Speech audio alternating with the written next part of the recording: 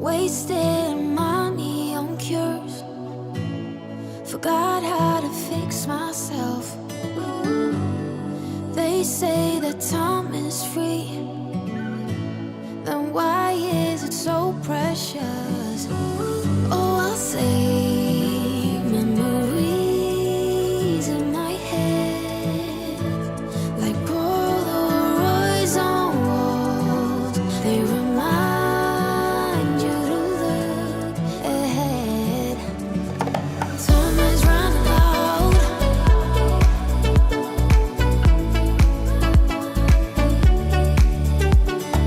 Time is running out.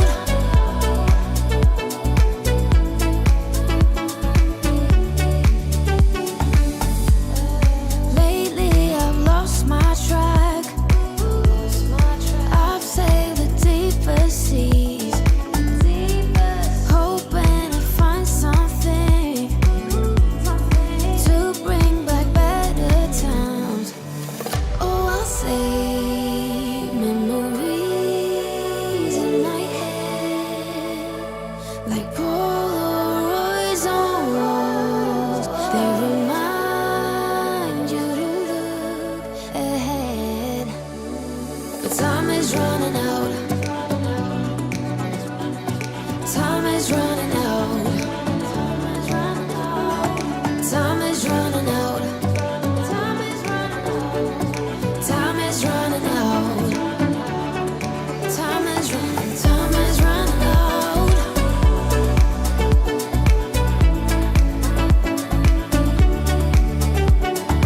Time is running out.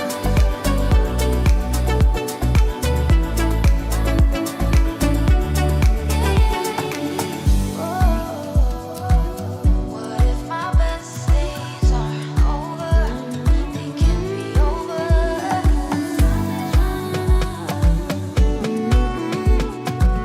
They can't be over now. Time is running out. What if my best days aren't over? They can't be over now. Time is running out.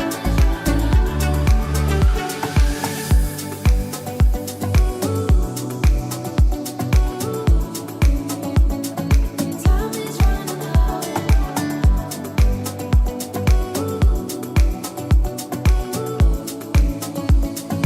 Time is running out. Evening, everyone. Welcome to the second of 3 sessions for preparation. So I'm just checking my mic's on. Yes, it is. Preparing for Unit 2, starting on Wednesday afternoon and then Thursday morning for Part B. And yesterday, was it yesterday? Yeah, Sunday afternoon, we looked at the research pack, how to make the use of what is in the research pack, how to make the best use of it, and in particular, how to get marks for AF3. And we mentioned yesterday that we would then split up the remaining 2 sessions by taking a look today at the AF4. This is where we use things like SWOT analysis, PESTLE, and also Aims and Objectives. So we'll cover off AF4 and AF2 today, and then tomorrow night, for the last 40 minutes, we'll dive into the marketing mix and the budget and the time scale, just to show you an example of the kind of things that the examiners are looking for. For that, before you dive into your attempt on Unit 2 later this week. So hopefully you've had a chance. If not, we will recap and recall what it is, but hopefully you've had a chance to look at our mini research pack that we went through yesterday. And I thought we'd just start off with a quick recap by way of a multiple choice quiz, 2 or 3 questions to see how you're getting on. So over to you in the live chat. I'll give you a clue on this one. The answer is either going to be A, B, C, or D. So according to the secondary research we were looking at yesterday, which segment of the pre-loved market, Rethread sells pre-loved clothing, which segment of that market is forecast to grow at 22% annually? Is it A? Is it B, C, or D? Is it the traditional thrift, the charity shops? Is it online resale, such as Depop, Vinted? Is it luxury and designer retail, where you'll find me? Or is it reworked and upcycled vintage clothing? Let's have a look.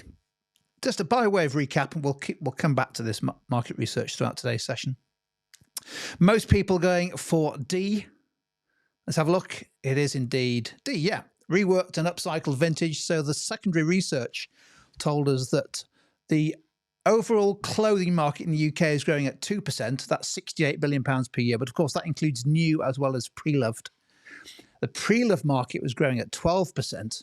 However, even within that, there are some sort of little segments of pre-loved that are growing particularly fast, and reworked or upcycled clothing is growing at 22%. So very much in the growth phase of the life cycle as far as that industry is concerned. Here's our second question. According to Retail Gazette, which was mentioned in the secondary research, what's the main reason that 45% of shoppers are now buying pre-loved items? So shoppers who have bought pre-loved in the last 12 months, I think was the data, wasn't it? What was the main reason they gave? Was it to find unique items? Was it for sustainability reasons? Was it to save money, or was it to support charity? What do you think? As we go through this, don't forget with the research, it's about using the information given, isn't it? Not just repeating it and copying it all out. So as we dip into the research, pick something out and use it. Most people going for C. I can certainly see the right answer on the screen there. Let's have a look. Yeah, it is indeed C. So yeah, the report said that 45% of people have bought pre-loved mainly to save money. And that was linked to another piece of data that we had, which we might use later on in this session, of course, which is that new clothing, new branded clothing, the price of those have gone up by 15% on average in the last 3 years. So that would be an economic factor, perhaps, when we look at PESTLE. Question 3. In our primary research, we were told that a percentage of respondents, and don't forget the sample size was quite small, wasn't it? But anyway, a percentage of respondents would definitely pay a premium for professionally cleaned and repaired items. Perhaps because pre-loved may mean pre-smelled, pre-used. So in other words, professionally cleaned, properly repaired, so it looks and feels like a completely new garment. What percentage would pay a premium for that? What do we think? What do we think? A number of people saying 45, a number of people saying 12. Not quite as many correct answers on this one. Have a go. It isn't E, but most people are saying A. Let's have a look. It is indeed A. Yeah, so of the respondents, now don't forget the survey was of people who had bought pre-loved clothing, wasn't it? So we could have potentially made a comment about how reliable or valid that sample size was. So it was almost like a self-selecting audience. But anyway, of those, more than half said yes, they would pay a premium. £10 to £15 was the question for a garment that had been professionally cleaned and repaired. In other words, looking and feeling like new. And that could be quite important because we're told Rethreads, that one of their main parts of their business at the minute is charging a higher price for what they call grade A stock. Good stuff. Let's have one more question. Based on that primary research, what percentage of respondents have not heard of Rethread? This is going to link really nicely to our SWOT analysis, which we'll spend a few minutes on tonight. What percentage of respondents have not heard of Rethread? And I guarantee that most people will get this wrong. What do we think? If you were with us yesterday afternoon, of course, you know where this data comes from. Let's have a look at the answer. Well, the percentage of people who have not heard of Rethread is 98%, not, as a lot of people put, 2%. So 2% of people have heard of them, therefore 98% have not heard of them. And of course, that's a big issue, isn't it? That lack of brand awareness, particularly given that the aim of the business is to increase sales. So as Vicky has quite rightly pointed out in the live chat, that was a trick question, but I enjoyed it. And that's the main thing. Okay, so we've got about 30 minutes tonight. And as I say, I want to focus on 2 of the AFs. We mentioned yesterday that there's 70 marks going in Unit 2, and every mark counts. To be honest with you, you will get 7 out of 8 for the 2 parts of the assessment focus. That's AF1 and AF8, which are for format, presentation, language, that kind of stuff. The average is 3.8 out of 4 for both. So you're going to get 7 out of 8, guaranteed. You start with 7. The harder bit is getting the marks on the other assessment foci. So yesterday we looked at AF3, market research. Today we're going to look at AF4, justification. That's worth 10 marks. And AF2, the aims and objectives, those are worth 8. So you can see on the screen there, that's how it's broken down. We'll focus on these. Now, I'm going to start with justification. And the reason for this is you don't have to start in your report with your aims and objectives. In fact, it's quite a good idea to write about them after you've analysed the market research and after you've justified or applied the market research to your two models, because that's what you do in real business. So long as you do have marketing aims and objectives, that's the main thing. So that's what I'm going to do on this session. Okay, so let's just spend 2 minutes looking at Rethread. Now, don't forget, on Wednesday, you'll see the research pack, and that will give you information about the market, the primary research, and that kind of stuff. But it won't tell you much, if anything, about the actual business. That's what you'll find that out when you enter the part B on Thursday morning. And this is really the gold dust, because it tells you about the business, and therefore you can compare the business with the market and the situation it's in. So let's just quickly go through this, and then we'll dive into our models and theories. So Rethread is a pre-loved fashion business. So it sells pre-loved fashion or used clothing based in a rented unit in Bristol, founded, 3 years ago by Alex and Sam, who are fashion graduates. So you might say, well, it's a new business, relatively new. However, maybe a strength of the business is that it's founded by fashion graduates. So, they're experts in the market. It sources mixed grade pre-loved clothing from textile recyclers, and they offer two main product lines, what they call curated vintage. So that's taking your old Ralph Lauren, Nike, and laundering it, as in cleaning it, steaming it, and if it's right up to standard, and repairing it grade A before they go on to sell it on Depop and Vinted. And then they also have a thing called Rethread Reworks. Not easy to say. This is where the garment is just damaged beyond repair, really, but they can still use the underlying garment or cloth. So they turn it from something else into something else. So, for example, a work jacket's created into a tote bag. And there we go. So that's what they do. And they have a strong reputation on Depop, 1,500 followers. But we're told that the listing process of putting items on Depop and Vinted is manual and time consuming. And of course, they pay a seller's fee on Depop. You don't pay a seller's fee on Vinted. Vinted charge the buyer. And we're told that, they're based in a business park, so not many people are going to pop in. And also that their monthly revenue is currently £8,000. So there's always going to be some good information in Part B that you can use for all elements of your report, in particular justification, SWOT analysis, PESTLE, and what have you. Two more pieces of information. The business aim, you will always be told the business aim when you read Part B. And in this case, we're told that the founders want to double revenues from £8,000 to £16,000 per month within the next 12 months. So revenue growth, sales growth is the aim. And to do so, they've secured a marketing grant of £20,000, perhaps from Bristol County Council, to support their growth.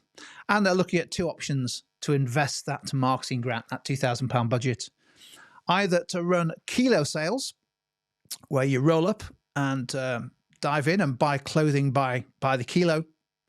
And the proposal there is to launch a tour visiting university student unions, perhaps even taking in a few sixth form colleges as well, to sell pre-loved clothing by weight. Or option two, to launch a dedicated website. In other words, moving away from Vinted and Depop, or relying on those. And you've got a 6-month budget, £20,000. Good stuff. Okay, so we've found some information there about Rethread. Now let's dive into the SWOT analysis and our PESTLE and product lifecycle. So for AF4, 10 marks. The most important thing here is not to overdo this. So there's only 10 marks for AF4. That's half the marks that are available for the marketing mix. So you should be spending no more than half the time you would spend on the marketing mix doing your two analytical models. You need to provide two, not one, not three. And the main thing with the use of these models is to draw upon the research you're given, to consider what that research, the impact it's going to have on the business and your aims and objectives, and to justify what your marketing campaign and your marketing mix is going to be. That's what we're trying to do. And the key point about this is that it's not about writing page after page after page. It's about picking out, like we did yesterday with the key themes and the research, picking out the most important pieces and then considering the impact on the business and justifying your marketing campaign. So SWOT analysis, I'll give you a chance to give me some ideas in a second. Don't forget that with strengths and weaknesses, that's going to be from part B. It's internal to the business, things that the business does well, or things that the business is poor at, weak at. Opportunities and threats, where you'll get a chance to think about those on Wednesday, because opportunities and threats will predominantly be in the secondary and primary research. So you'll be able to start thinking about those when you first see the research back, external to the business. So strengths and weaknesses, no point thinking about those just yet or until you see part B. But when you see the research back, you can start to think about opportunities and threats. Over to you then. So what do we think? Maybe just whilst I take a break for 30 seconds, have you picked out anything from looking at Rethread either tonight or yesterday that you think could be a strength you could develop about the business, or possibly a weakness? Over to you. I'll look in the live chat.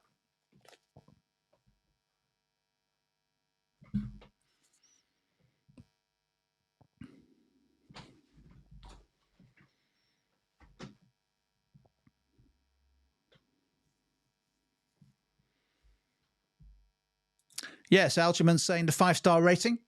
The 5-star rating on Depop, not easily earned, particularly if you've got a significant number of transactions. So any kind of customer validation compared with the competition is always worth bringing in as a strength, no question about it. Louis pointing to the founder's background in fashion. So these aren't just any old entrepreneurs with a bit of a side hustle in a market they know nothing about. They are fashion graduates and will know the market pretty well and understand what might work and what might not work.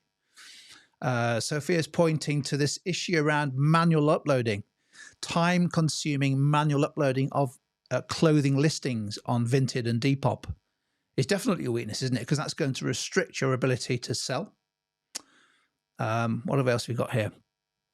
Yeah, this is great. Great stuff here. Started just 3-4 years ago, so it's a new business, therefore doesn't have as much recognition, brand awareness as the competitors, and Beatrice is making the same point. So the lack of brand awareness, I think that's possibly the most significant weakness. Grand Pabella's asking, how many do we need to mention? Well, let's go through that, shall we?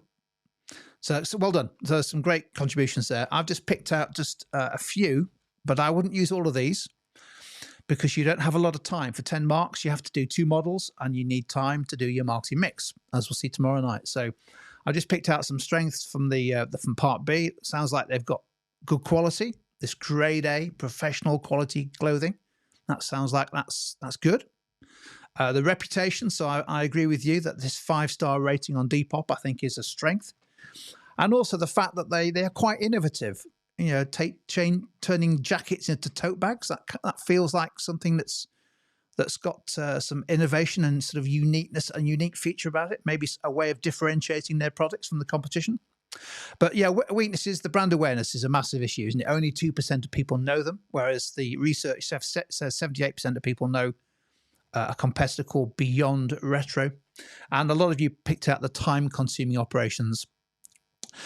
Some people in the live chat also pointed out that they lose a big chunk of their revenue, 10%, every time they sell something on Depop. So quite costly. Good stuff. Right, well done. So now we'll come on to which of those you might develop, but let's quickly pass it back over to you. What about the external side of things, opportunities and threats? What have you picked out? Have a go. So don't forget, part B, you'll find out about the business. You'll be able to pick out some strengths and weaknesses. But ahead of time, on part A, you'll be able to think about the opportunities for a pre-loved fashion business and the threats.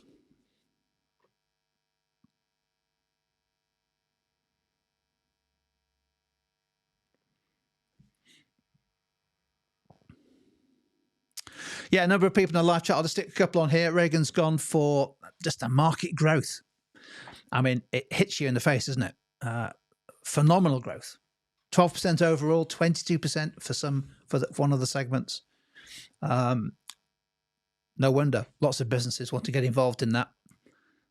The growth, the fast growth of pre-loved fashion, no question about it, is an opportunity for any business that can succeed That's for sure. Ryan's pointed out the kilo sales opportunity. I agree with that. I think this item, kilo sale, if it's successful, you could sell a lot of garments, a lot of weight, a lot of tons of clothing. We were told, weren't we, yesterday, that the average stock that a kilo sale takes to make available is about 30,000 garments, wasn't it? Was it 30,000 garments for the big ones? Let's have a look. Let's pick out a couple more here. Maybe pick out a couple of threats. Yeah, I think that's a good point. That James is making the point that fast growth is an opportunity for some, but a threat for others, isn't it? Now, if you don't have the capabilities, you don't have the resources, you don't have the brand awareness, actually what you'll end up doing is getting left behind by businesses that exploit that market growth quicker. So that's a great point. So there's no right answer to this. You could easily make, and I think you probably would want to make a point about the lack of brand awareness, which is a weakness, preventing them or potentially preventing them from taking advantage of an opportunity. Good stuff. What did I go with? I'll just remove that contribution for now. Let's have a look. I went with the kilo sales. Yeah, I agreed about that. I think there's big demand for those events. Now, we were told yesterday that half of all clothing now in the UK is sold online. But here we've got something which is physical. It's an in-person event. But in our primary research, we were told 62% of the target market, albeit a small sample size, said they're very likely to attend a kilo sale. Now, I've never been to a kilo sale. I don't know whether you have, but it sounds like the kind of thing I should be going to. Although I'm not probably in the target demographic, am I? The rapid growth number of people, and also the fact that because of rising inflation for new clothing, it's causing many more shoppers to think about switching from new clothes to pre-loved. I think that's definitely an opportunity. What else have we got on the threats? Did you pick out some of the regulatory changes that we saw yesterday, didn't we? These new tax rules making it a little bit harder to earn a side hustle on the likes of Vinted and Depop. Good stuff. Oh yeah, so somebody's asking me to ban somebody. If you just let me know who to ban, and I'll ban them. No problem at all. Good stuff. Now, somebody was asking in the live chat, well, how do we write about these? How many do we pick? Well, the point about SWOT analysis, and with all of your items in Unit 2, is you've just got to be selective. You've just got to pick one and develop it and explain and consider the impact. So with SWOT, I wouldn't have a table of 5 or 6 strengths and 5 or 6 weaknesses. I would just say, here's for SWOT analysis, I've picked out the most important strength, weakness, opportunity, and threat, and use 3 or 4 sentences to explain what it is, what the evidence shows, and why it's important to the business. That way, you're going to get to the right level of depth. So don't feel as though you have to provide lots of bullet points and identify loads of strengths or loads of opportunities. Just be selective. That's the aim. So here's an example. So let's say we were writing about a weakness. I would say, in my opinion, the most important weakness is the low brand awareness compared with competitors. So then go on to explain what the evidence for that is. And I think if you do this and do it in detail, I think this is better. This is a better use of SWOT. So the primary research, it was question 5, told us that just 2% of people had heard about us, which means 98% of the target market haven't heard. That's well below the market leaders. So why is that important? So we've picked out a weakness, we've picked out the evidence. Well, why? What's the impact on the business? Well, because we want to double our monthly revenues from 8,000 to 6,000. That's going to be incredibly hard if people don't know about us. So therefore, we've got to address that weakness, haven't we, to give ourselves a fighting chance. And another issue is that brand awareness also goes alongside with trust, doesn't it? Brand trust. So we're told in the primary research that consumers want their pre-loved clothing to be to smell good, to smell clean, to look new. An unknown brand, unlikely to have that kind of credibility. So that's why it's important, that weakness. How is it going to affect the aim? Well, we're going to have to do something in our marketing mix to build brand awareness. That's going to have to be part of our promotional strategy, isn't it? Within the marketing mix and also the budget. And I think that would do. I would just say that's the most important weakness that we need to address, and then move on to think about the most important strength and the biggest opportunity and the biggest threat, and that will be enough for SWOT analysis. I think detail is more important than giving the examiner lots of little bullet points. So Cole's asking, Cole Palmer, back from his training camp at Chelsea, how many paragraphs for SWOT? There's no right way of doing this. I would be going one detailed paragraph for each element of SWOT. One on a strength, one on a weakness, one on a big opportunity, one on a big threat. That will do it. It's only going to be 5 marks for your SWOT analysis. Don't write 2 pages. And I think provided you've done that, you have applied the model and used it in the way it's intended. Good stuff. Now we've got 2 more, haven't we? 2 more models to deal with. So why don't we move on to PESTLE? Over to you whilst I take 30 seconds. Can someone in the live chat just pick out maybe 1 or 2 elements of PESTLE that you think might be relevant from what we've seen so far on Rethread? What do we think?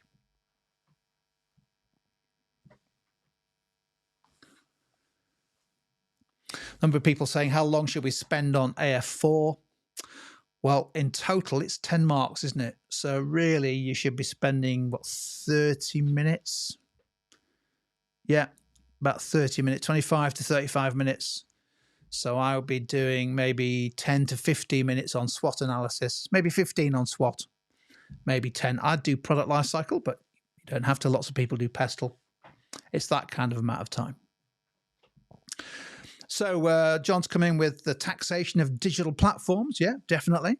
That's a definite change, and you could use that. The environmental is a big issue in this one, isn't it? It's that switch, that increasing concern for sustainability. The recycling and reworking of used clothing is driving demand and creating opportunities for innovation. So that would be a great one to write about.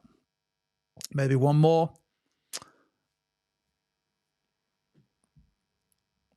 Yeah, digital, yeah, the economic and technological, the growth of peer-to-peer platforms such as Vinted and Depop and others. I mean, Vinted and Depop, we're told, account for 70% of the market, so essentially an oligopoly, although that's not a phrase you need to use in Unit 2.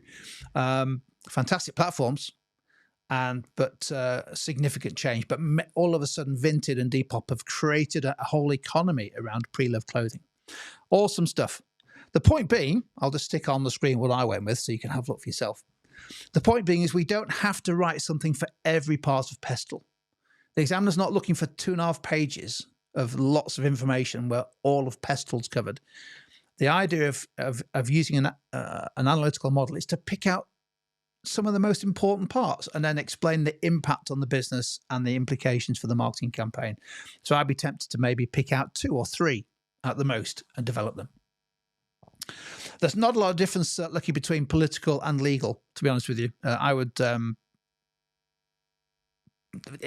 really isn't a lot of difference, to be honest with you. I wouldn't worry about it too much because you don't have to cover all of PESTLE. You just need to pick out. And looking at that list, I think I would pick out economic, environmental and social if I did 3.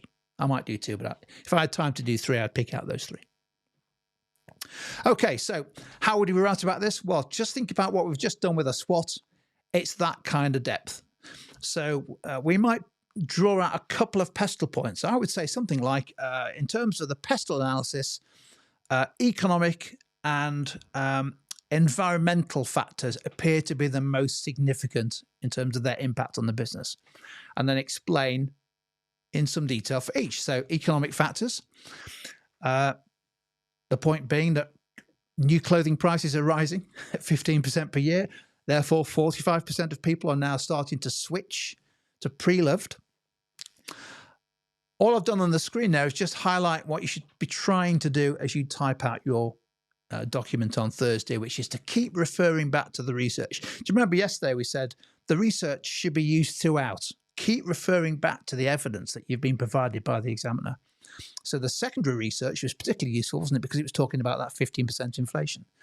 But also keep referring back to the aim of the business, which in this case is to double their sales, and link all of this back to your chosen option. So let's say you chose kilo sales, then link it back to your option.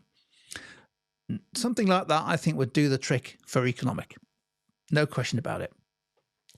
Now, some people said, their teacher said to do all of PESTLE. well, if you want to do all of PESTLE, do all of PESTLE.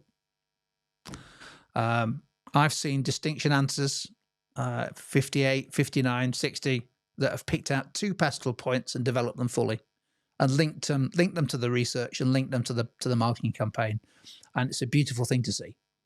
So it didn't stop them from getting top marks. So I wouldn't, but it's up to you. I don't think you have to include every element. So finally, product lifecycle. No, most students don't do product lifecycle. Most students do, and 99% of students do SWOT, which is great.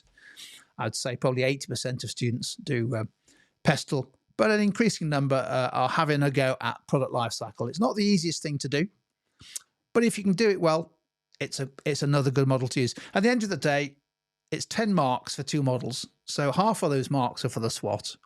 Another 5 marks, up to 5 marks, is for the second model. A decent job on product lifecycle, you're going to get 2 or 3 marks, and you're going to be more than average. So I'd be tempted to do product lifecycle because I think it takes less time.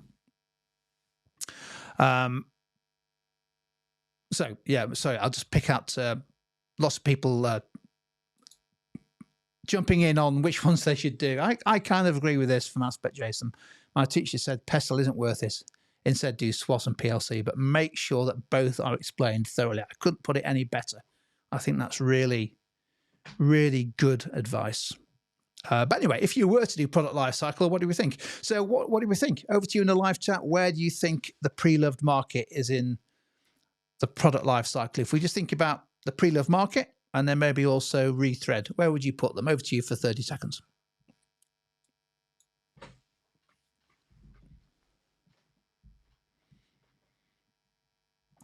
A number of people saying PESTLE is a really annoying model. It is. It is a very annoying model. And it's also very similar to SWOT, isn't it? Opportunities and threats. You end up writing about the same thing. But there we go. It's up to you. Yeah, so a lot of people, well, a number of people saying that the pre-love market is firmly in the growth segment. Yeah, I agree with that.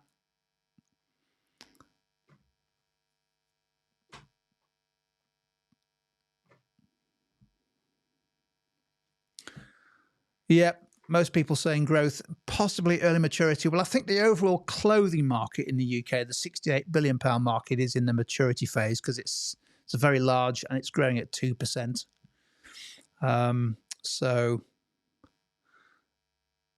But most people, I agree with you, it's in the growth segment. Let's just pick out a bit of data. Don't worry about product lifecycle PESTLE.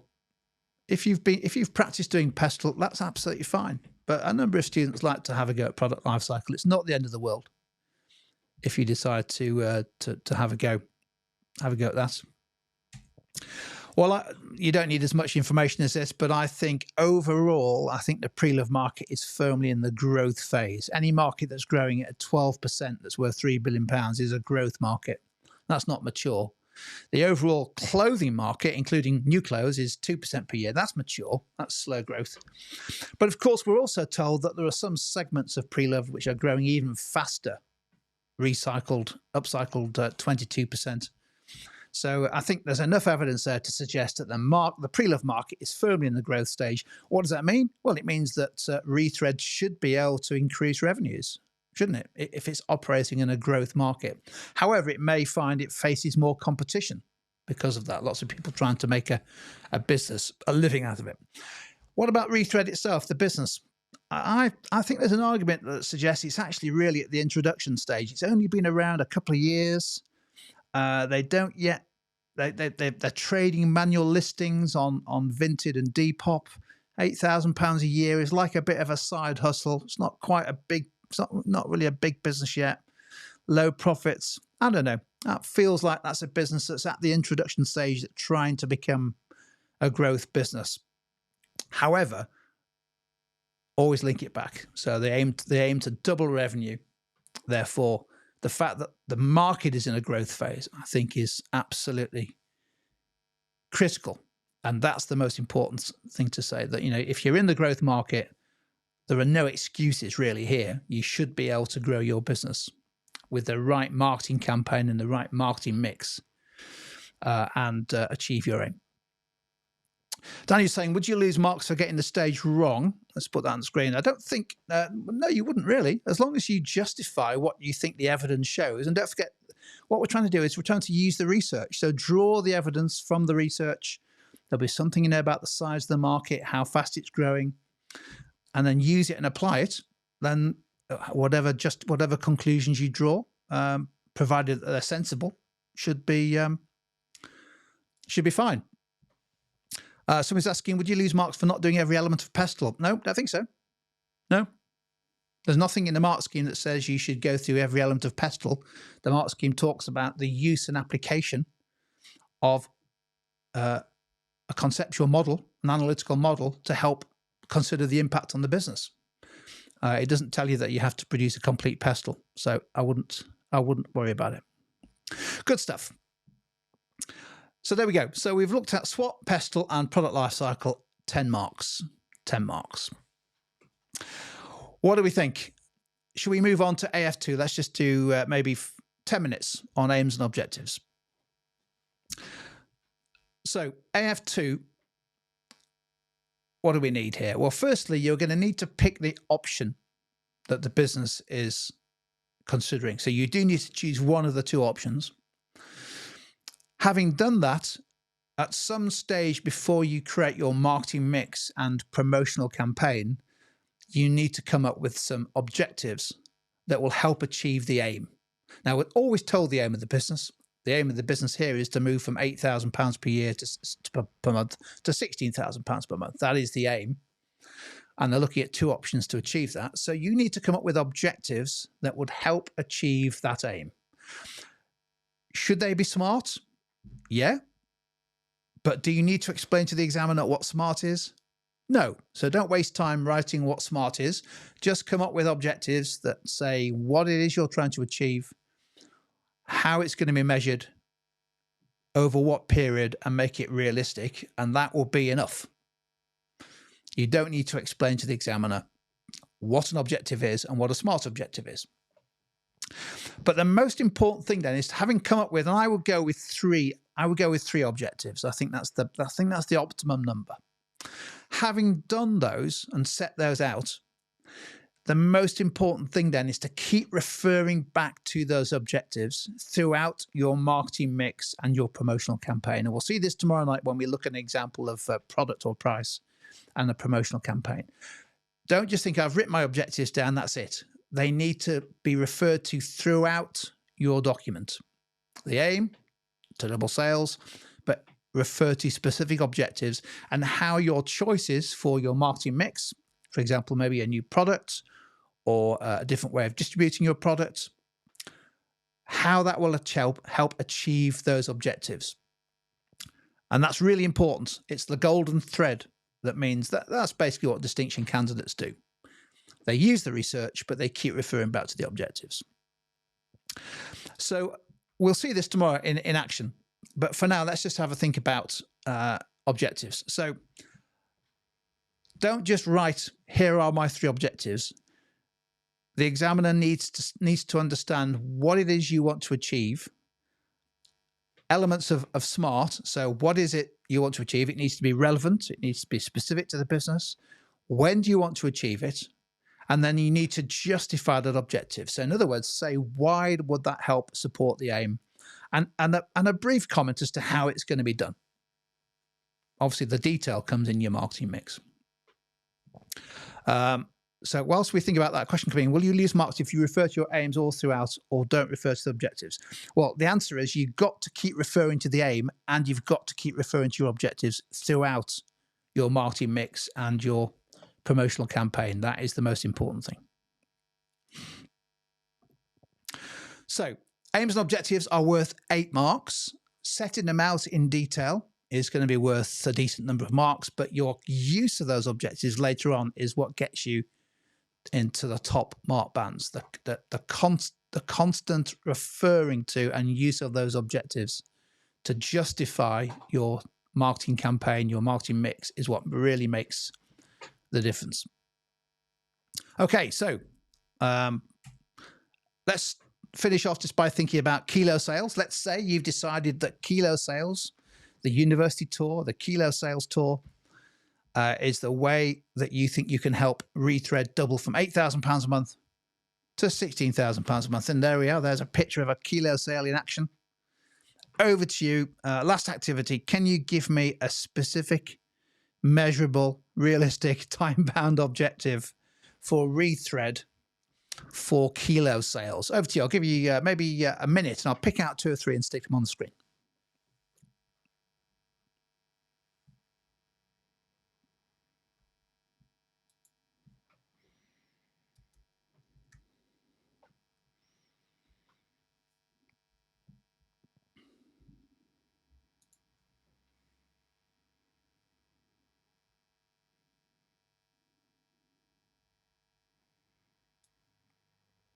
So let's assume that we've chosen option 1 as being the best option to achieve the aim of doubling sales.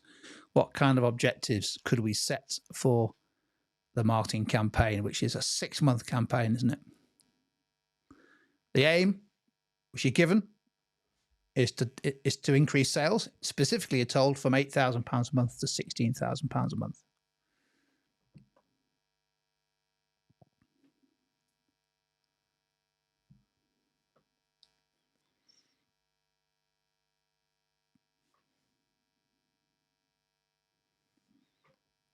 What do we think?